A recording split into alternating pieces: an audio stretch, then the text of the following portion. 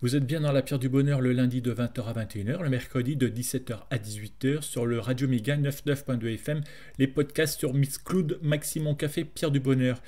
Cette semaine dans l'émission 100% conneries de la Pierre du Bonheur, vous aurez droit à Alexandra Kafka qui nous raconte l'histoire de Jean Galabru ou de Michel Castex. Pierre Apollo joue Gérard le dévacciné dans une parodie des Pieds sur Terre qui s'appelle Les mains sous l'air. Vous aurez droit à Caroline Peu-Importe qui nous raconte l'histoire de la croziflette et une lettre au Père Noël. Vous aurez la liste de Noël de Nathan et Noé du Labo 44 et Camille Charavet dans le rôle de Tata Lesbrouf qui nous raconte Envoyer la sauce, ça tombe bien, ça va avec la dinde. Par contre, je ne vous dis pas à l'année prochaine, mais je vous souhaite des bonnes fêtes de fin d'année. Je ne vous dis pas à l'année prochaine, pourquoi ? Parce que sachez qu'actuellement, je suis en procédure, en attente d'un procès au commissariat de Valence parce que mes mains, figurez-vous, ont porté plainte pour harcèlement sexuel, tentative de relation non consentie, privation de liberté et parce que je suis soi-disant le portrait caché d'Harry Habitant.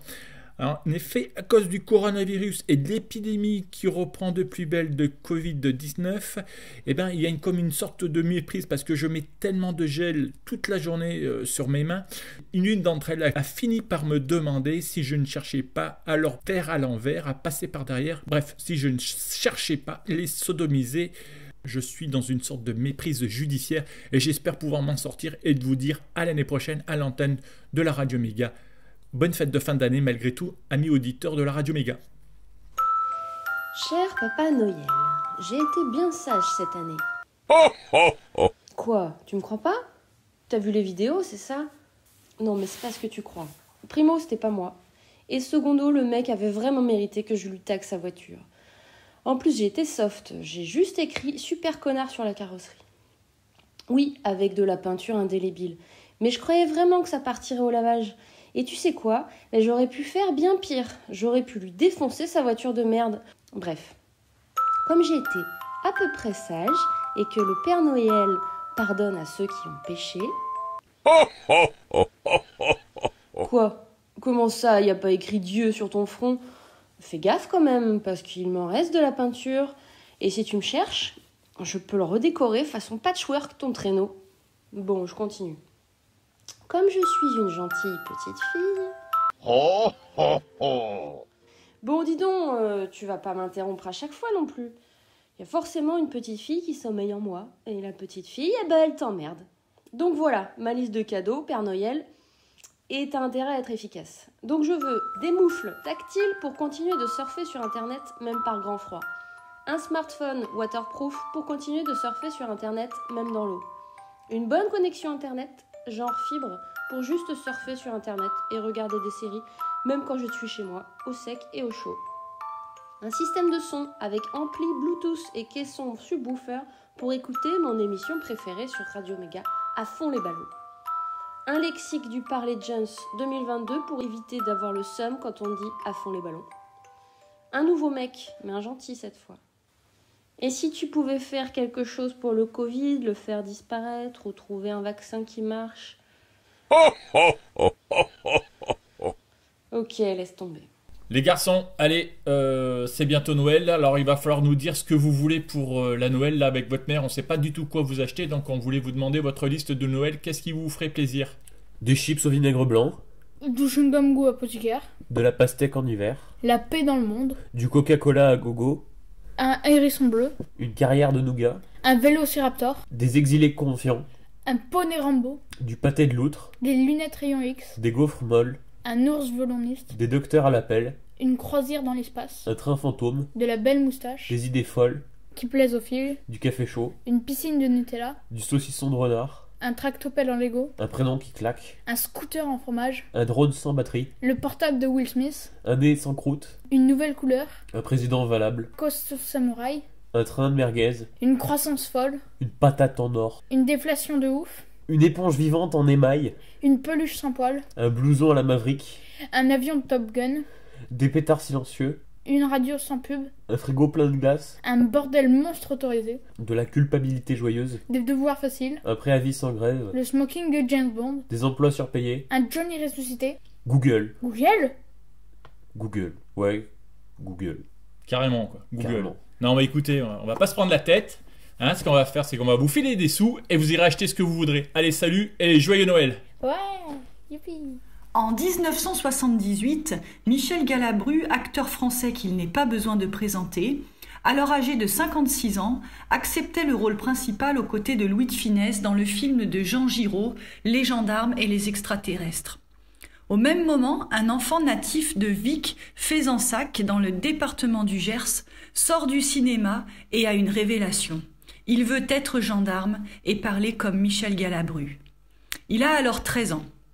4 ans plus tard, baccalauréat en poche, il annonce à son père instituteur qu'il souhaite s'engager dans l'armée. Le père s'y oppose. « Tu seras haut fonctionnaire, mon fils, et tu feras l'ENA comme tous les enfants qui réussissent dans ce pays. » Pour faire patienter la famille, l'enfant, qui est majeur maintenant, négocie une licence d'histoire, histoire de patienter 3 ans. 3 ans pour convaincre. Mais en vain.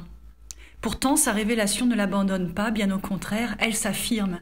Il rêve de Michel Galabru, va voir tous ses films, apprend les dialogues par cœur des gendarmes, se déguise dans le dos de son père, suit des cours du soir, fête les jours de l'an avec les flics du coin.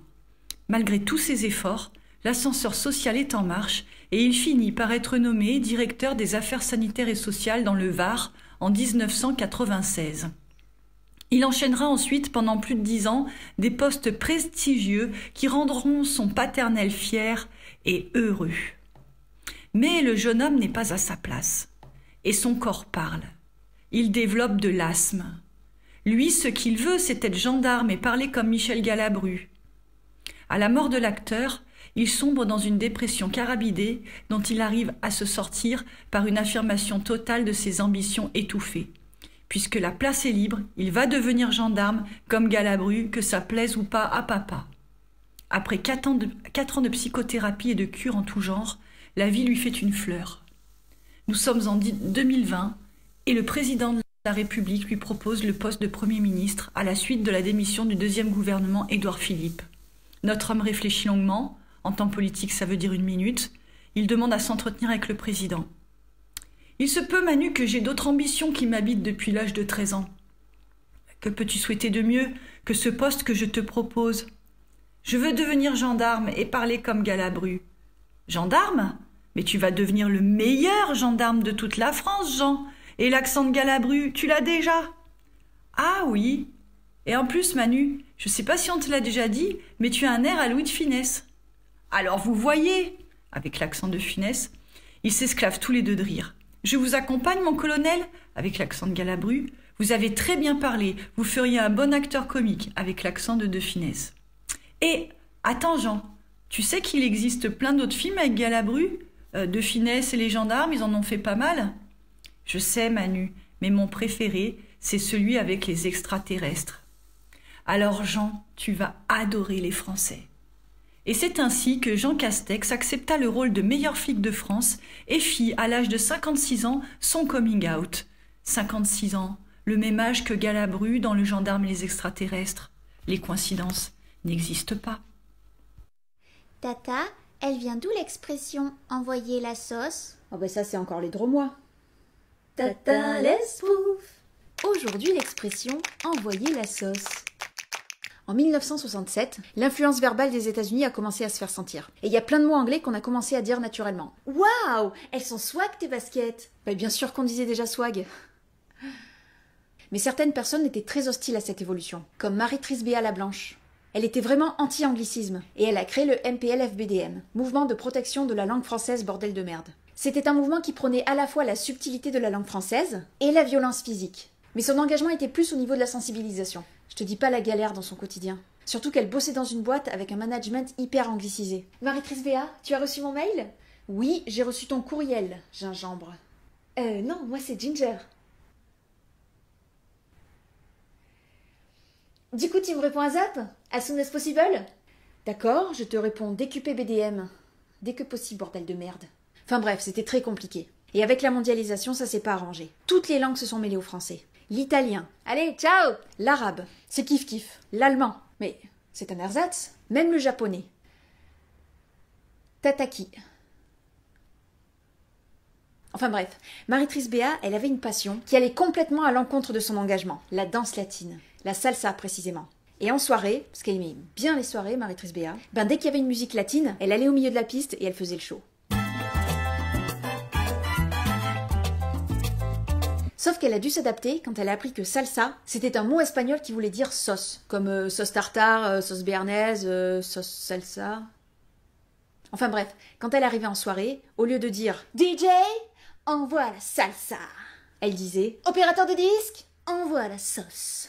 Voilà, ça vient de là, je crois. Merci Tata. Cette semaine, dans Les mains sous l'air, nous écoutons le témoignage de Gérard. Gérard habite dans le Diois. Gérard est cadre dans une usine de poissons maritimes dans le Vercors. Il est marié et vit avec sa femme, agricultrice, et leurs 2 enfants dans une belle maison, dans un champ, avec des animaux. Il a eu un Covid et il a eu les 3 doses du vaccin. C'est à partir de ce moment-là que tout a basculé pour Gérard, car ce qu'il croyait être une libération est vite devenu un enfer. Sa femme, sa propre famille, les habitants du village, tout le monde l'a ostracisé. Pour beaucoup d'entre eux, le vaccin est plus dangereux que la maladie et le pass sanitaire est une violence d'État. Son calvaire, Gérard, nous le livre dans ce témoignage poignant et anonyme. Gérard et sa descente aux enfers dans le Vercors, à cause du vaccin et du pass sanitaire, tout de suite dans l'émission Les mains sous l'air. Je suis Gérard, j'habite dans le Diois et c'est un choix qu'on a fait familialement. À un moment donné, nous étions dans la région parisienne, en périphérie, en Île-de-France. J'étais cadre dans une grosse entreprise de construction et puis on a décidé d'avoir un changement de vie. Et ça, c'était au moment du premier confinement. Alors on a regardé un petit peu avec mon épouse à l'époque et nous avions 2 enfants jeunes et on a décidé sur une carte d'aller dans le Diois. Voilà, et on est tombé sur cette région et c'est vrai que rapidement je suis tombé amoureux de ces montagnes, de cet environnement, de ce territoire. Alors voilà, je me suis fait vacciner et puis j'ai eu mon premier pass sanitaire et c'est à partir de ce moment-là que tout a dégénéré. Alors, ça a commencé par les enfants à l'école. Un de mes fils est rentré, il avait le visage tuméfié. À l'école Pierre Rabhi, où nous les avions scolarisés, il s'était fait frapper par l'un de ses camarades, il s'était fait traiter de fils de passe. Et là, ça a fait l'objet d'une discussion en famille. Je me rappelle très bien, ce soir-là, nous mangions et nous étions en train de boire un vin bio et mon beau-frère est arrivé et m'a fait une discussion sur la question du vaccin. Alors que je lui disais que j'avais rendez-vous pour la 3e dose, il m'a giflé. Voilà, donc ça a dégénéré. Je suis quelqu'un de plutôt calme, mais là j'ai perdu mon sang-froid. Et j'ai commencé à être ostracisé par ma famille. Et puis ça a été les pneus crevés devant chez moi. Des appels à répétition, des menaces avec des lettres. Voilà. Et là, ça a été difficile à vivre. Je me suis... comment dire ça ? Je me suis senti... complètement rejeté, complètement repoussé par les autres, par ma famille, et puis aussi dans le cadre de mon travail, parce que je travaillais dans une pisciculture, et là, je sentais que les gens commençaient à parler dans mon dos, disaient « Ah, tu as vu, il est vacciné, quelle honte !» Voilà, et je crois que la première forme de violence directe, ça a été lorsque je suis allé chez un ami à mon beau-frère, qui est coiffeur. Et j'allais pour me faire couper les cheveux, pour faire régulariser une petite coupe. Et là, il a sorti le sabot et il m'a tendu. Donc je suis sorti dans la rue complètement, la boule à zéro, je me rappelle très bien, c'était en hiver. Enfin bon, ça a été assez terrible. Le boulanger, par exemple, me donnait que du pain trop cuit et du pain de la veille. Au bar, pas de glaçons dans le pastis, on me servait de l'eau chaude.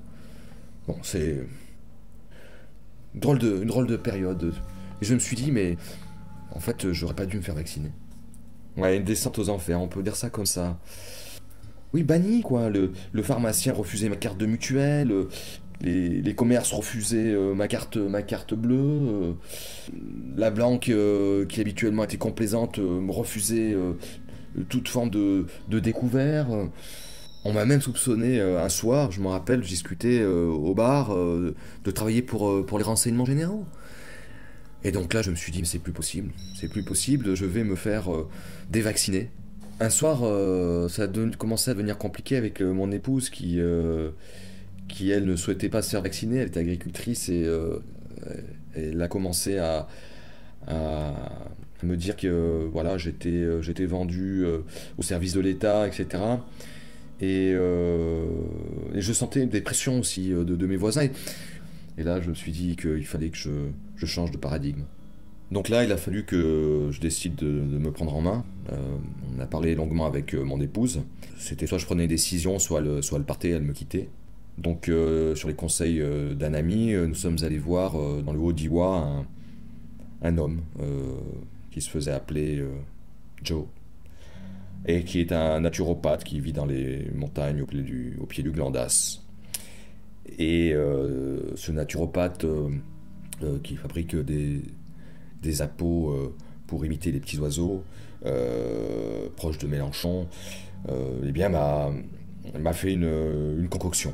Il m'a préparé une concoction, il m'a longuement expliqué ce qu'il fallait que je fasse, le travail qu'il fallait pour que j'entreprenne pour me faire dévacciner et que je puisse retrouver une vie normale dans le Diois de manière à être plus ostracisé, puisque ça devenait tout simplement un enfer. Alors je l'ai écouté. Il m'a fait une concoction à base de racines de chardon, de feuilles de roquette et de pissenlit et d'écorce de pin d'Autriche, et dans une sorte de sanatorium improvisé au fond de son jardin. Et je suis resté comme cela une journée entière comme ça, respirer ces déconcoctions. Alors on a fait une cérémonie dans le Vercors un soir, et nous avons ensemble, sous la forme d'un rituel très bien organisé, avec ma famille, mes enfants, 3 nains, 2 femmes au sein nu, et un lilliputien, brûlé mon passe sanitaire. Et c'était ça, ou sinon c'était le retour à Alfortville, en face de chez Shinagura. Donc là, j'ai pas hésité. Et j'ai donc pu, comme ça, réussir à franchir le cap et à retrouver une vie normale de dévacciné, de non-vax. Alors finalement, j'ai dû céder face à cette pression. J'ai brûlé mon pass sanitaire et j'ai pu retrouver une vie normale. D'ailleurs, maintenant, on m'appelle Niki Lauda. Et voilà, vous venez d'écouter l'émission Les mains sous l'air avec le témoignage de Gérard, dévacciné dans le Vercors et dans le Diois. Gérard maintenant a retrouvé de l'eau fraîche dans son pastis et une vie familiale apaisée. La semaine prochaine, dans Les mains sous l'air, nous aurons le témoignage d'un homme trop lumineux qui donne de la chaleur humaine et trop de soleil dans son cœur, puisqu'il est banni de toutes les sociétés parce qu'il est accusé de réchauffer la planète et de faire fondre la calotte polaire. De l'intérêt de la croziflette. Ça y est, l'hiver est là, et avec lui son défilé de recettes à base de fromage fondu. La fondue d'abord, et son jeu indémodable du tout nu dans l'escalier. Lorsque j'étais enfant, j'étais toujours très attentive à ne pas faire tomber mon bout de pain dans le poêlon. Combien de fois j'ai fini la fondue toute seule, pendant que mes parents étaient tous les deux à poil dans l'escalier, à se raconter je ne sais quelle blague hilarante. J'entendais ma mère crier « Encore, encore !» Je me suis longtemps demandé pourquoi mes parents adoraient ce jeu. Et j'ai compris lorsqu'à 12 ans, j'ai moi aussi fait tomber malencontreusement un bout de pain dans le poêlon et que j'ai voulu les rejoindre dans l'escalier. 10 ans de psychanalyse pour tenter d'oublier ce souvenir traumatique. Il y a aussi la traditionnelle raclette, simple, efficace, avec les amateurs de morbier, de fromage au poivre, et puis ceux qui font griller des légumes dans leur poêlon ou qui font cuire de la viande sur l'appareil à raclette. Non mais à un moment donné, les gars, faut arrêter. On peut pas faire tout et n'importe quoi avec la raclette. Il y a des règles, des principes. Du fromage, de la charcuterie, des patates, point. À la limite, quelques cornichons, mais c'est tout. Après, c'est plus une raclette, c'est un barbecue. Faut respecter les traditions, bordel. L'hiver, c'est aussi la saison de la tartiflette. Enfin, un plat que les invités ne cuisinent pas eux-mêmes. Parce que ça va bien un peu d'inviter des gens, de tout poser sur la table et de leur dire « démerdez-vous ». Au moins, avec la tartiflette, il y a de la préparation, il y a de l'intention, on se fout pas de notre gueule. Tout ça, pour arriver à une variante que j'ai découvert le week-end dernier, à savoir la croziflette. Vous connaissez pas, amis auditeurs, la croziflette ? Pour ceux qui ne connaissent pas, la croziflette, c'est une spécialité du Dauphiné qui n'a jamais traversé les frontières et on comprend pourquoi. Mais enfin, vous n'êtes pas sérieux là ? Du reblochon sur des pâtes ? Vous trouviez que c'était pas suffisamment lourd comme ça, du reblochon sur des patates ? Et puis pas n'importe quelle pâte, hein, non, des crozets. C'est des toutes petites pâtes carrées qu'on dirait de la bouffe pour chien. Donc on en est là, à mettre du reblochon sur des croquettes pour chien, c'est ça ? Non, croyez-moi, amis auditeurs, l'hiver, c'est la meilleure saison pour se foutre de notre gueule.